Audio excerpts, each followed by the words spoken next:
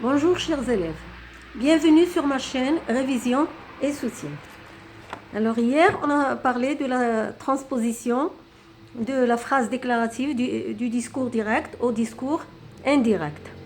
Aujourd'hui on va parler de la phrase interrogative et comment la transposer au discours indirect. Je commence d'abord par l'interrogation totale. Qu'est-ce que c'est que l'interrogation totale? Et c'est elle à laquelle je peux répondre par oui ou par non. Exemple, le client demande, ce poste reçoit-il les grandes ondes? Voilà, je peux dire oui ou non. Ou bien le client demande, est-ce que ce poste reçoit les grandes ondes? Aussi, je peux dire oui ou non. C'est une interrogation totale. Comment je vais la transposer au discours indirect? Le client demande si le poste reçoit les grandes ondes. Alors le si, c'est le subordonnant qui relie les deux phrases. Donc je vais enlever les deux points et les guillemets et bien sûr la marque de l'interrogation. Les subordonnés peuvent être coordonnés. Le client demande si le passage des autos ne risque pas de provoquer des parasites, s'il est nécessaire d'installer une antenne sur le toit et si le magasin assure le service après-vente. Donc à chaque fois que j'introduis une interrogation, je mets le si encore. Maintenant, l'interrogation partielle. Qu'est-ce que c'est qu'une interrogation partielle? C'est à laquelle je peux répondre avec une partie de la phrase. Et donc le mot interrogatif sert de subordonnant. Exemple, un reporter demande, quand la catastrophe s'est-elle produite? Un reporter demande quand la catastrophe s'est produite. Il en est de même avec les autres groupes interrogatifs. Je me demande qui est responsable de l'accident. Je me demande dans quelles circonstances le drame a eu lieu. Alors vous voyez que qui et dans quel sert de coordonnant ou de subordonnant.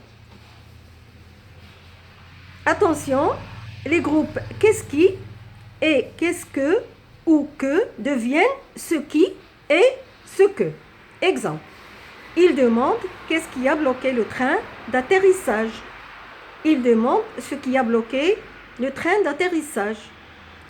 Il demande qu'a fait le pilote pour sauver son avion ou qu'est-ce que le pilote a fait pour sauver son avion. Il demande ce que le pilote a fait pour sauver son avion. Maintenant, comme dans la phrase déclarative, il y a les changements de temps, bien sûr. Quand le verbe introducteur est au présent ou au futur, les temps à l'intérieur des guillemets ne changent pas. Il demande vient-elle? Il demande si elle vient. Il demande viendra-t-elle? Il demande si elle viendra. Il demande est-elle venue? Il demande si elle est venue. Maintenant, le verbe introducteur est au passé. Le passé simple. Il demanda, vient-elle? Il demanda si elle venait. Alors, vous voyez que le présent devient imparfait. Il demanda, viendra-t-elle? Il demanda si elle viendrait. Le futur ici qui devient conditionnel présent. Il demanda, est-elle venue? Il demanda si elle était venue. Le passé composé devient plus que parfait. De même qu'il y a les changements de personnes. Il n'y a jamais de changement lorsque deux personnes parlent d'une troisième. Exemple, tu me demandes, viendra-t-elle? Tu me demandes si elle viendra.